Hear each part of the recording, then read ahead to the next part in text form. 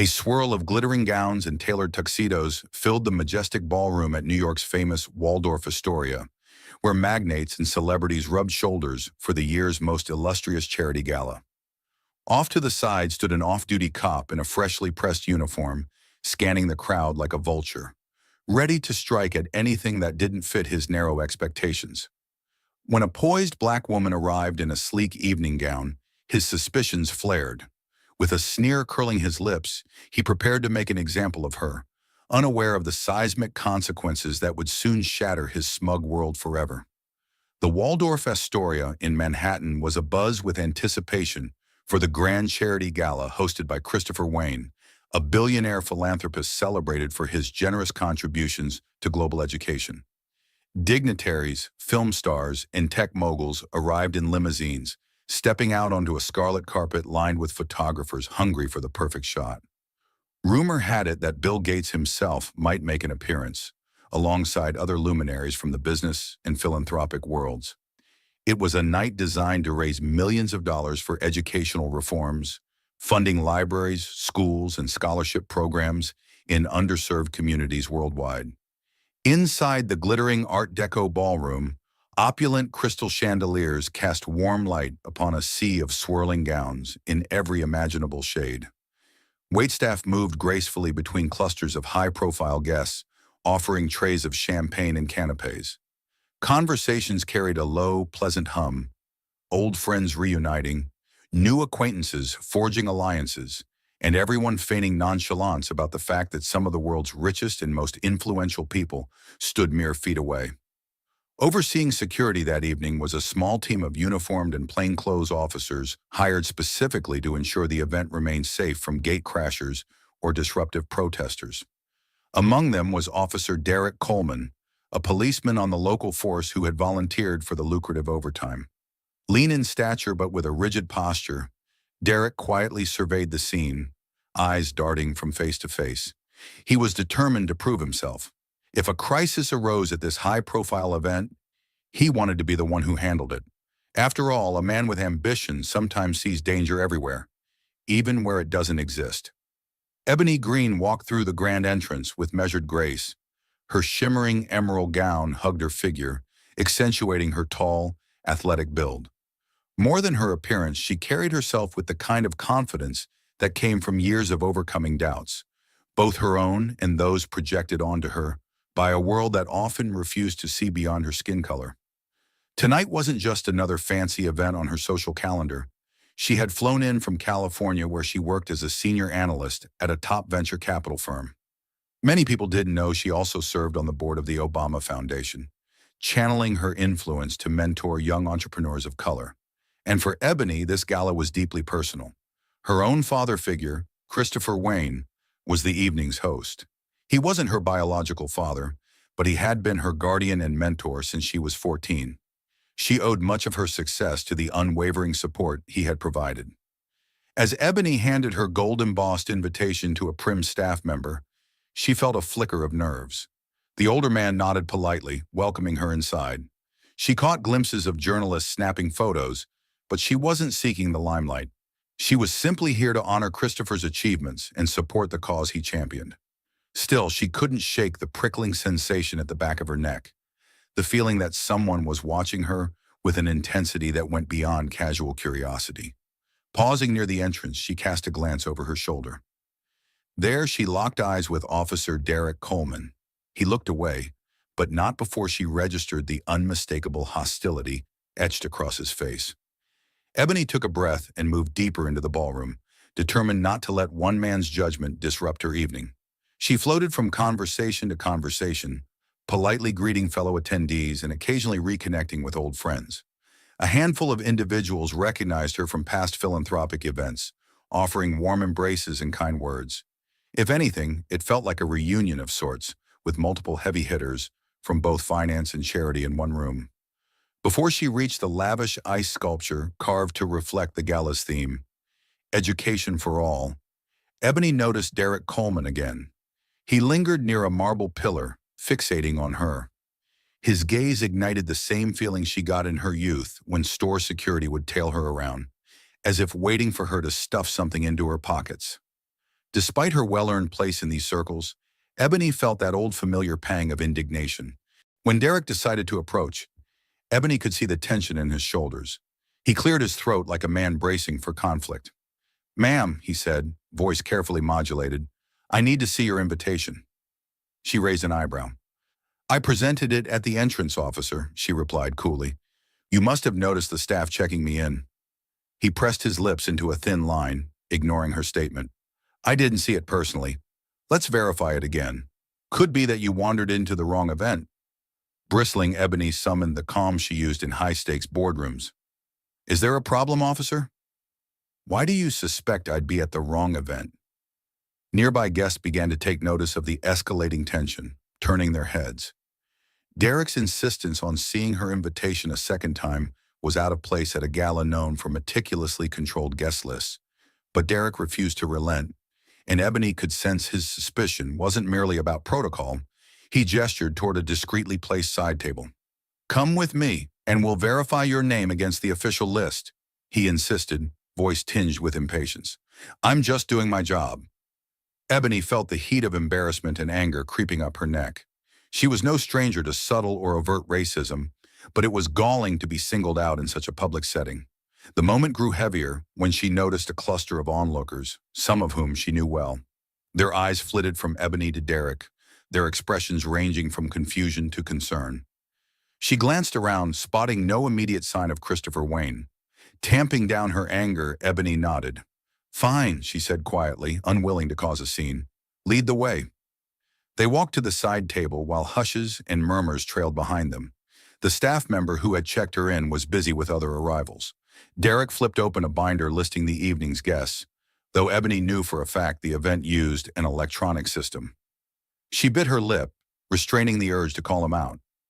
Derek scanned the pages. "Name?" he demanded curtly. Stifling her exasperation, Ebony responded, "Ebony Green."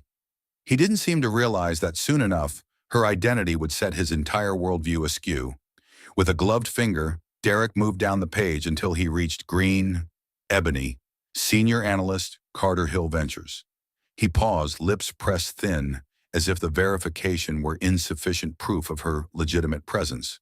From the corner of her eye, Ebony could see waitstaff fidgeting uneasily, unsure whether to step in or maintain their polite distance.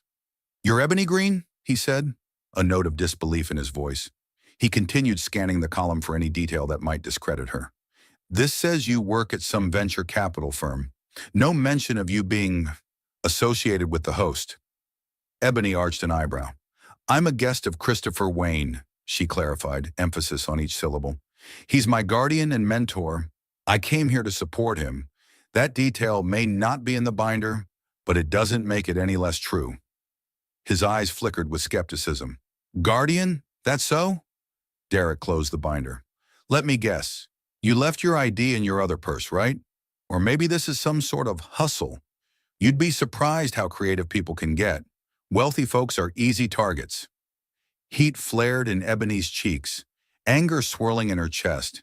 She inhaled slowly, remembering her training in conflict resolution. This wasn't her first rodeo dealing with unwarranted suspicion, but it stung more here, in what she considered a second home. "I have my driver's license with me," she said sharply, pulling out a sleek wallet from her small clutch. She held out her ID in front of him. "Satisfied?" Derek barely glanced at the photograph. "We'll see," he said, crossing his arms. Ebony wondered how long this charade would continue before someone else intervened. Around them, the gala continued in glittering dissonance. Music swelled from the string quartet, waiters offered hors d'oeuvres, and well-dressed attendees raised champagne flutes and toasts. Yet a subtle, uneasy tension rippled through the crowd that had gathered to watch the confrontation at the side of the ballroom. People recognized Ebony from other philanthropic events, or at least knew her name in professional circles. Whispers circulated, questioning why an off-duty cop was subjecting her to this scrutiny. Ebony noticed a silver-haired gentleman approach. It was Reginald Carter, CEO of a major tech firm and a longtime acquaintance of Christopher Wayne. He frowned at Derek. "Is there an issue here, officer?" Reginald asked, using a tone that brooked no nonsense. "I can vouch for Ms. Green. She's a distinguished guest tonight." Derek held Reginald's gaze but didn't back down. Sir, I'm just ensuring that security protocols are followed. We can't let anyone slip in without proper credentials. Reginald gave a curt nod, but his disapproval was evident. Next, Detective Mendoza, representing IA's conclusions, recapped the key points. The unsubstantial theft claim, video footage contradicting Langston's story, consistent pattern of targeting minorities, and new statements uncovered by Emily's group. The union lawyer tried objecting, calling it hearsay, but the board allowed the evidence summary. Kayla exhaled relief, watching how the board members nodded gravely. She sensed that, for once, a system typically slow to punish its own might deliver real accountability. Then the board invited Kayla to address them if she wished. Torn between anxiety and resolve, she stood. Voice trembling, she recounted that humiliating day. I was carrying clothes for donation. Officer Langston singled me out, arrested me with no cause. I was terrified, my pleas ignored. If I lacked the support I had, I might have a record for a crime that never existed. She ended quietly. I love this city, but no one should endure such humiliation. Please ensure this stops. Her words left an echo of hushed empathy. Even among some uniformed attendees, Kayla saw flickers of understanding. Emily squeezed Kayla's hand as she resumed her seat. On the other side, Langston clenched his jaw, refusing eye contact. The union lawyer attempted to cross-examine Kayla, but the board cut him short. We've seen the video. That's enough. Finally, Deputy Commissioner Barnes announced they would deliberate briefly and return with a decision. Tension soared as they left the dais for a private room. The hush in the hall was heavy. Kayla felt Emily's warm hand in hers, Lucas's supportive presence behind them. Giselle remained poised, ready for either outcome. Langston turned away, ignoring Kayla's side, union reps murmuring possible next steps. After what felt like an eternity, actually about 45 minutes, the board re-emerged, each official wearing a stern countenance. Deputy Commissioner Barnes, clearing his throat, delivered the verdict. We, the disciplinary board, find Officer Langston guilty of repeated misuse of authority, culminating in the wrongful detention of Ms. Kayla Williams. The pattern of racially biased policing contravenes departmental policy and community trust. Effective immediately, Officer Langston is dismissed from the police force. Additionally, his record will note misconduct, barring rehire within affiliated agencies. A collective exhale. Kayla's heart pounded. Beside her, Emily whispered, "He's fired." Lucas shut his eyes briefly in relief. Even Giselle couldn't hide a small smile. The union lawyer attempted to protest, but Barnes hammered, "This is final. Any appeal must proceed through the city's established channels, but the board stands firm." Langston's face reddened, fist balled. "This is a sham," he roared. Emily started to retort, but Kayla gently tugged her arm, not wanting to stoop. The board admonished Langston to keep composure. He stormed out in a flurry, union reps chasing him. Cameras outside no doubt awaited him, capturing the meltdown. Hard karma landed with a force that left the city's circle of onlookers speechless. Kayla and Emily embraced, tears shining in Kayla's eyes. Lucas stepped forward, enveloping her in a hug.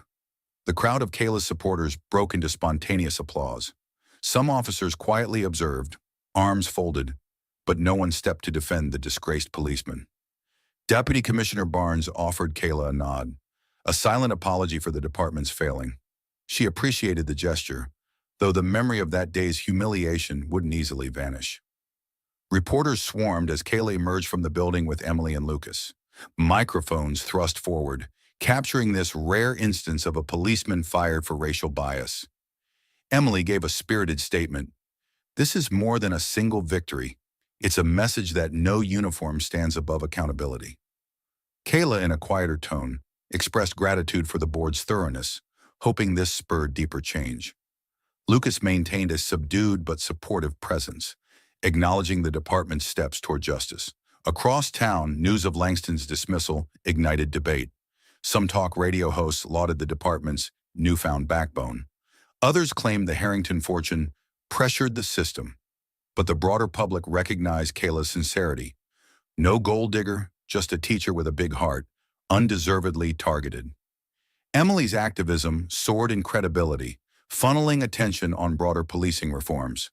That night, Kayla and Lucas retreated to her cozy apartment. Over a simple dinner, they absorbed the day's shock. Kayla wrestled with relief and the lingering ache that a man lost his career, even if he deserved it. Lucas gently reminded her that reaping consequences was necessary for repeated harm. "You've changed this city's narrative, Kay," he said softly. "Now people see we won't let prejudice stand unchallenged." She nodded, tears slipping free. The ordeal was over, but the scars remained.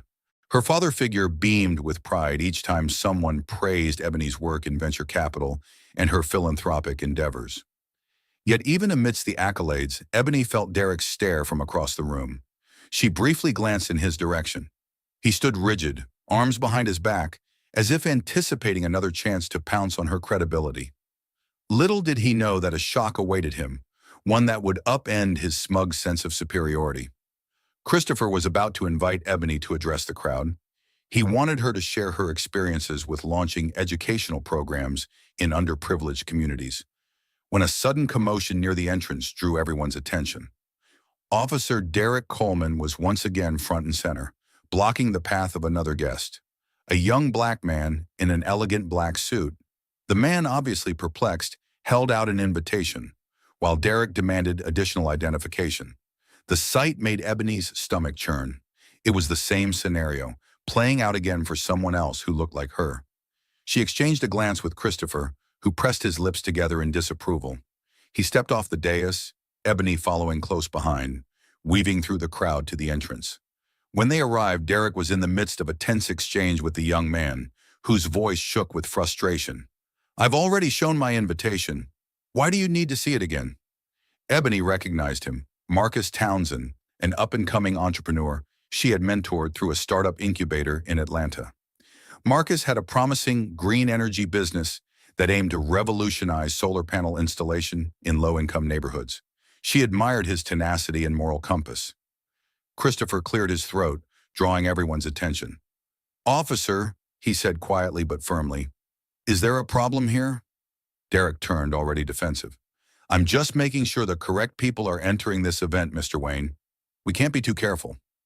Marcus lowered his gaze, clearly embarrassed. Ebony reached out and placed a comforting hand on his shoulder. Beneath Derek's suspicious glare, she fought the urge to explode. Something needed to change, and soon. Christopher's expression hardened, a storm gathering in his eyes. "I appreciate diligence in security matters," he began, carefully choosing his words. "But I hired your team to ensure safety, not to harass my guests, particularly those who have been properly vetted and invited."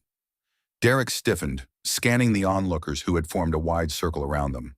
"Sir, I understand your concerns, but we must avoid any breach of security.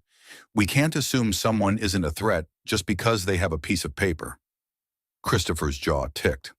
"This is not some arbitrary piece of paper. It's an invitation to a private event funded by my foundation. And these individuals," he gestured toward Ebony and Marcus, "have credentials that far exceed anything you might imagine. If you continue in this manner, officer, you'll find yourself replaced by a more capable security detail before the night's end." A murmur rippled through the crowd as Christopher's words sank in. Derek's face reddened, but he held his ground. "I'm just doing my job," he repeated, this time with less conviction. For a moment, Ebony almost felt sorry for him, sensing that he clung to his flawed logic as a shield against criticism. Marcus exhaled, turning to Christopher. "I'm sorry if I caused any trouble, sir." Christopher gently placed a hand on Marcus's arm. "You've done nothing wrong, son. Let's get you a drink and help you settle in." He cast a final stern look at Derek before leading Marcus inside. Ebony lingered, her gaze locked on Derek, who appeared torn between defiance and uncertainty. Little did he know how the night would soon unravel, especially once the press got wind of his actions. Amid the tension, Tasha had quietly slipped away, journalist instincts in overdrive. She now hovered near a towering floral arrangement, scribbling notes into her phone. Her photographer colleague, a wiry man named Luis, snapped a few discreet shots of the confrontation. Tasha could see the drama unfolding as a microcosm of a bigger societal issue. Racial profiling, a tale as old as time, even under gilded chandeliers. Tapping at her phone screen, Tasha typed out a quick message to her editor. Potential story: high-profile gala marred by allegations of racial profiling. Real-time developments, photos forthcoming. She hesitated, recalling Ebony's plea not to overshadow Christopher's event. But the truth was the truth, and Tasha believed in the power of journalism to expose and ideally rectify injustices. While Ebony had wanted to keep the focus on the gala's philanthropic mission, Tasha worried that ignoring what was happening would only perpetuate the cycle. She watched from a distance as Christopher guided Marcus to the bar, Ebony trailing behind. Derek stood stiffly near the entrance, scanning the next arrivals with the same guarded suspicion. Tasha swallowed the lump in her throat. She'd known Ebony since they were both bright-eyed kids with big dreams. Now Ebony had more wealth, connections, and influence than most people Tasha knew. Yet even in a space meant to honor Ebony's community and achievements, she couldn't escape the corrosive gaze of racism. Deciding she needed both sides of the story, Tasha steeled herself and approached Derek for a statement. "Officer Coleman," Tasha began, her voice measured as she extended a hand in greeting. "Tasha Mitchell, from the Tribune. I'm covering tonight's gala. Could I have a moment of your time?" Derek, who had been adjusting the collar of his uniform, eyed her warily. "What do you want to know?" Tasha offered a tight smile. "We've had some reports of you stopping particular guests multiple times at the entrance. Would you like to clarify the security measures you're following?" He stiffened but answered, "I'm ensuring safety. There's a protocol to verify invitations.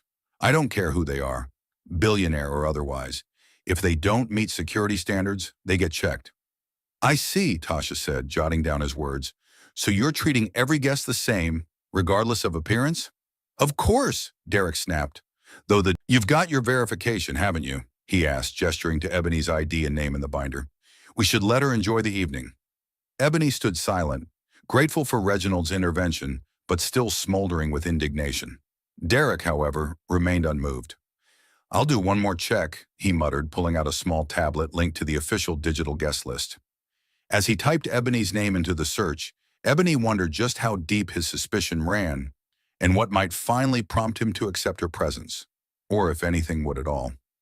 Derek scrolled through the digital list, and sure enough, Ebony Green appeared with a green check mark next to her name and a note indicating she was invited by Christopher Wayne himself. A flicker of annoyance crossed Derek's face as he confirmed that every detail matched. Around them, a small crowd had gathered, some silent, some visibly discomforted. The unsubtle nature of Derek's suspicion left people shifting awkwardly in their designer shoes. Ebony observed him, searching for any sign that he might stand down. Instead, Derek's jaw set harder, as if the very idea of being proven wrong unsettled him. He turned back to Ebony. "You check out," he said tersely, as though issuing an admission of defeat. Yet his tone carried an undercurrent that suggested he was far from letting go of his preconceived notions. Clutching her clutch, Ebony met his gaze. "Thank you for doing your job," she replied, forcing courtesy into her voice. The tension in her body refused to dissipate. She wanted desperately to move on and enjoy the evening. But Derek's eyes hovered on her for a moment longer, a silent warning that, in his mind, this conversation was far from over. An uneasy hush followed as Ebony stepped away. The watchers gradually dispersed, and the hum of gala chatter picked back up. But the mood had changed. The friction between Ebony and Derek lingered in the air, an unspoken reminder that the world outside these gilded walls had seeped in, carrying with it suspicion and discrimination, even in a space meant to celebrate unity and charity. Ebony slipped through the clusters of guests, trying to gather her composure. She spotted a familiar face across the ballroom, her childhood friend Tasha. The two women had grown up on the same block before Ebony's life took an unexpected turn, thanks to Christopher Wayne's mentorship. Tasha, now a journalist for a major news outlet, had also been invited to cover the gala. She rushed over, concern etched across her features. "What on earth was that about?" Tasha asked, scanning Ebony's face for answers. "I saw that cop hassling you. You okay?" Ebony forced a tight smile. "I'm fine," she lied, not wanting to ruin the evening's purpose with her personal frustration. "He was just being overly cautious." Tasha frowned. "Overly racist from what I saw. You know me. If I get enough details, I might have to write an expose. Ebony placed a hand on her friend's shoulder. Let's not turn the spotlight on that negativity tonight. This event is bigger than either of us. Christopher has worked so hard to raise funds for those new schools in Ghana and the literacy program in Atlanta. Tasha hesitated, then nodded. All right, but if this escalates, I'm not keeping quiet. Fair enough, Ebony said, grateful for Tasha's protective streak. She glanced around, looking for Christopher. He was likely busy, hobnobbing with high-profile donors and guests. But she knew he'd be furious if he witnessed what had happened. She couldn't decide whether she wanted to shield him from the drama or let him address it head-on. A hush fell over the crowd as Christopher Wayne finally made his entrance. Though tall and broad-shouldered, his presence radiated a warmth that put others at ease. Dressed in a classic black tuxedo, he exuded an effortless sophistication that came from years of negotiating in boardrooms and launching philanthropic ventures. He was a self-made billionaire who often spoke about his humble beginnings and the importance of uplifting those less fortunate. Spotting Ebony, Christopher's face lit up. He excused himself from a cluster of high-profile donors and crossed the room in long strides. "Ebony!" he exclaimed, arms wide. "I'm so happy you could make it tonight." She smiled, a sense of relief washing over her. His greeting was more than familial. It was full of unspoken pride. Before she could respond, Christopher gently took her by the hand and led her onto a small dais near the stage. "I want you to meet some people," he said, guiding her toward a group that included tech innovators, hedge fund managers, and even a Hollywood star Ebony recognized from magazine covers. As Christopher made introductions, Ebony relaxed, allowing his confidence to bolster her own. She exchanged pleasantries and business cards, discussing potential collaborations and philanthropic partnerships. "I'll ask you plainly, are you capable of carrying out your duties without bias tonight?" Derek raised his chin. "Yes, sir." Christopher held his gaze a moment longer, assessing him. "Mitchell," he said, turning to the security rep, "I want 2 additional officers at the entrance. Officer Coleman is to stay on post but under strict oversight. One more complaint, and he's gone." When they emerged from the conference room, the atmosphere in the ballroom felt noticeably different. The hush of rumors had replaced the earlier festive hum.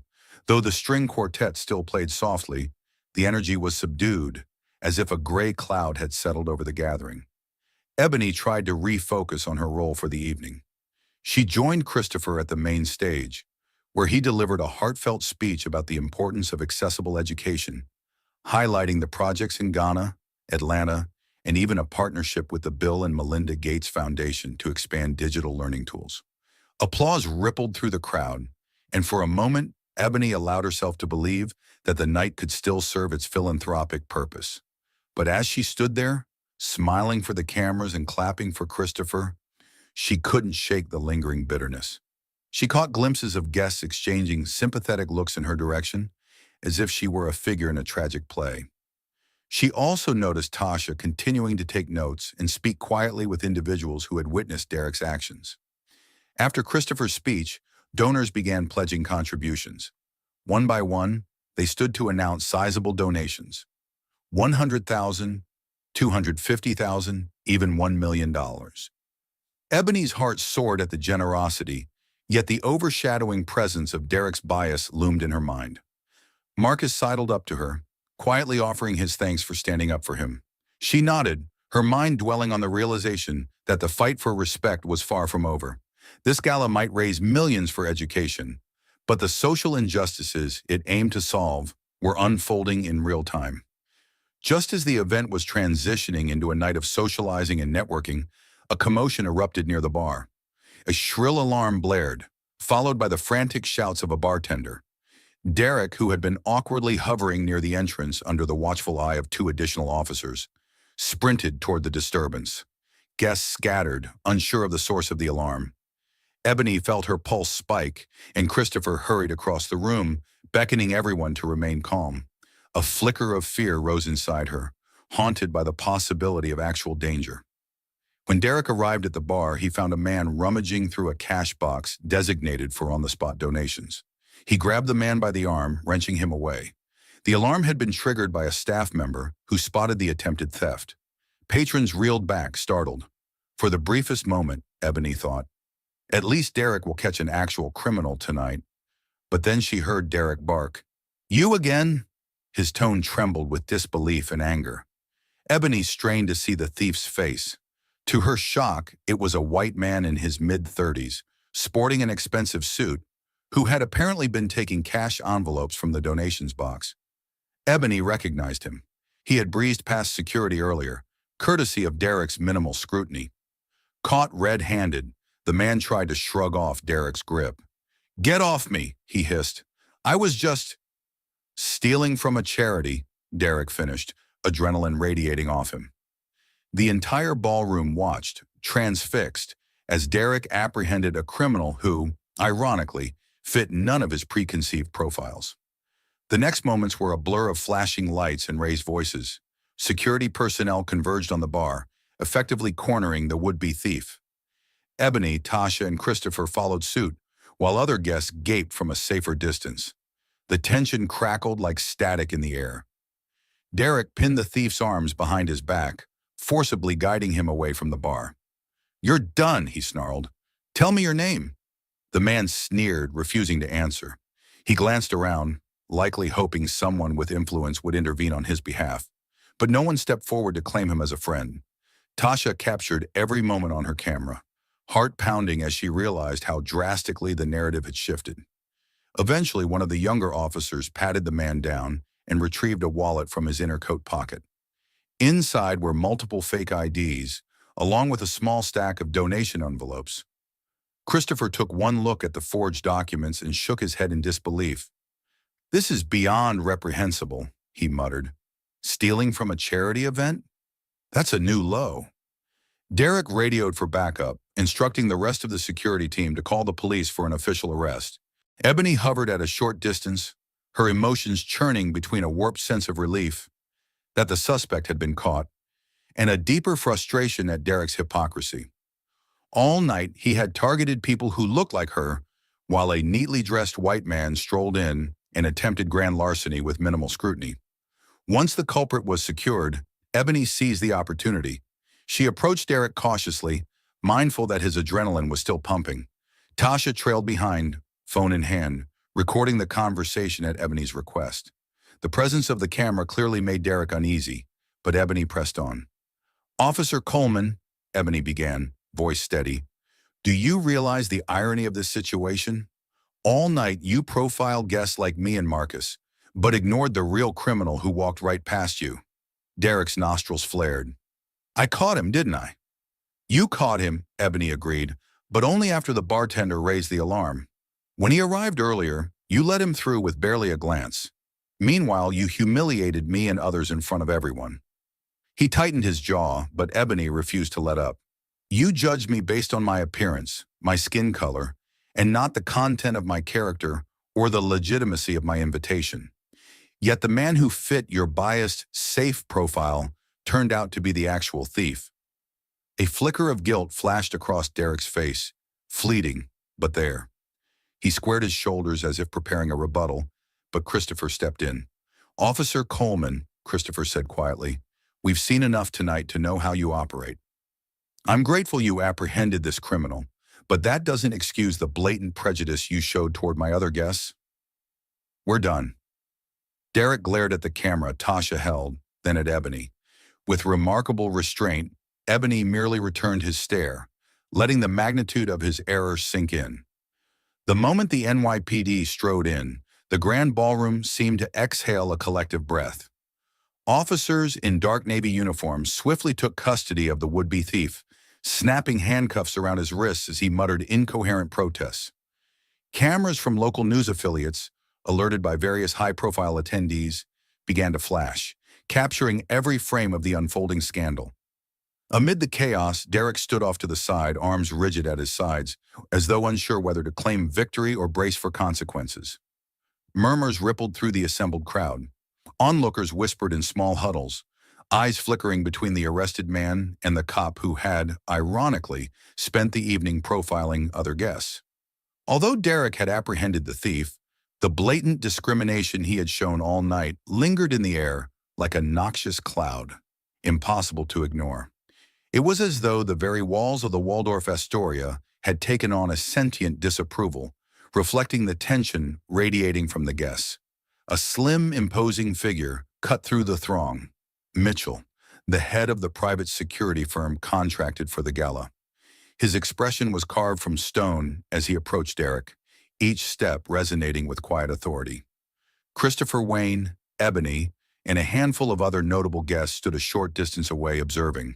Tasha, phone in hand, recorded the scene, poised like a hawk waiting for the final moment of reckoning.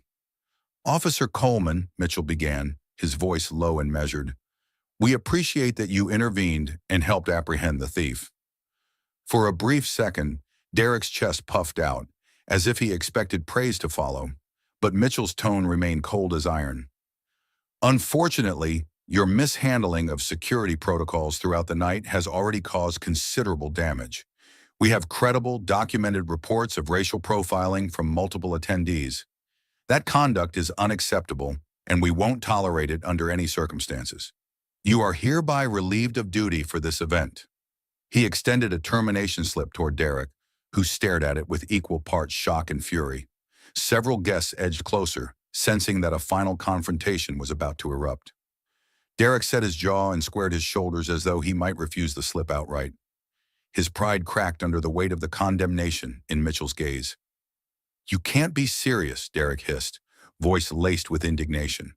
"I just risked my neck to stop a criminal from stealing thousands of dollars. Money meant for charity, for God's sake. And this is what I get?" Mitchell's features remained impassive.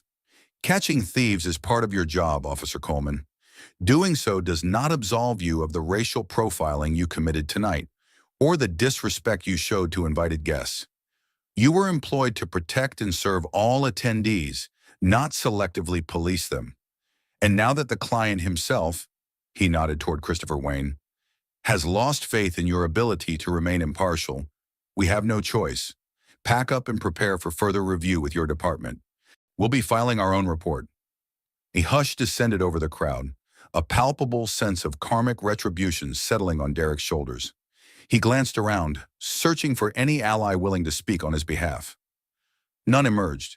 The same guests he had waved through with ease earlier now watched him with accusatory or disillusioned eyes, while the guests he had harassed wore expressions of grim satisfaction or sorrowful resignation.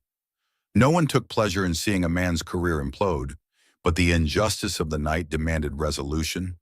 Ebony, standing next to Christopher, felt a swirl of conflicting emotions. She had wanted Derek to answer for the way he humiliated her and other guests of color, yet she also couldn't suppress a small pang of pity as she watched him unravel. She understood too well how ignorance and stubborn pride could demolish a person's life in a matter of hours. For a fleeting second, she even wondered if Derek might learn from this downfall. Her eyes flicked to Tasha, who was capturing every telling detail for her article, or perhaps a future expose. Derek's mouth opened and closed as if searching for a final defense, but no words emerged. His face burned crimson, the realization of his public undoing sinking in. Slowly, with trembling hands, he unclipped the security badge from his uniform and placed it on a polished glass table. The small clink it made in the silent room felt like a thunderclap. He directed one final, furious stare at Ebony. Then, without another word, he turned on his heel and stalked toward the exit. The crowd parted as he passed, offering no applause and no words of comfort. Doors that had opened wide for him at the start of the evening now felt like they were closing in, trapping him in the consequences of his own prejudice. Long after Derek's footsteps faded into the opulent lobby, the tension clung to the gilded walls. Guests stood rooted in place, exhaling uneasy sighs as they processed what they had just witnessed. Some murmured relief, others righteous indignation, but no one doubted they had seen karma in action. Ebony, heart-pounding, stepped toward Tasha and Christopher. Their gazes met in a silent exchange. Justice had been served, albeit harshly, and now the gala, and its mission, could try to move forward. Far from an unblemished night, the evening had become a cautionary tale about the destructive power of bias and a testament to the unwavering resolve of those who dared to confront it. In the aftermath, the gala continued, albeit on a more subdued note. Guests spent the next few hours finalizing donations, networking politely, and sharing quiet conversations. Ebony found herself swarmed by well-wishers, each expressing sympathy and gratitude for her stance. Some offered heartfelt apologies as if they felt personally responsible for Derek's behavior. She brushed off the apologies, focusing instead on the bigger issue. Prejudice remains, even in the most enlightened circles. Tasha approached her with a warm hug. "I recorded everything," she said gently, "but I'm not sure how much you want released. Part of me wants to publish the story, show the world how deeply racial bias runs. But I'll respect your decision." Ebony exhaled slowly. "We have a duty to share the truth, Tasha. If it means we open some eyes to the reality that no one is immune to bias, then let the story run. The world needs to see this." Christopher joined them, placing a hand on Ebony's shoulder. "I'm proud of you, child," he said softly. "You handled yourself with poise and integrity." Tears pricked Ebony's eyes. She nodded, too drained to express her gratitude in words. Beyond the glitz and glamour of the Waldorf Astoria, the night had revealed a stark reality. Wealth, status, and philanthropic intention cannot alone shield one from the deep-rooted prejudices that persist. Still, the generosity of the evening, coupled with a collective desire for equality, gave Ebony hope. The fight was far from over, but she knew she wasn't alone. In the end, the gala raised a record-breaking sum for global education initiatives, enough to build new schools, expand digital learning programs, and provide scholarships to thousands of deserving students. Yet the true revelation wasn't just in the millions of dollars pledged. It was the spotlight cast on an enduring issue many hoped money could mask. In confronting Derek Coleman's blatant bias, Ebony Green reaffirmed that no one, regardless of privilege or prestige, is exempt from the reach of prejudice or from the responsibility to challenge it. As the ballroom lights dimmed, conversation shifted to solutions, not just for educational disparities, but also for the societal mindset that lets racism fester. Ebony left that night knowing she'd gained allies in the fight for real, lasting change. And so, the message rang loud and clear. Charity begins not just in our wallets, but in our hearts, demanding vigilance, courage, and the will to stand up for what's right. If you found this story meaningful, please hit the like button, share it with friends who care about social justice, and subscribe to our channel for more stories that shine a light on humanity's most pressing challenges. Every interaction, from a single click to a heartfelt comment, helps us reach more people and fuels the conversation that sparks change. Thank you for watching, and remember, the fight for equality and justice begins with each of us every day.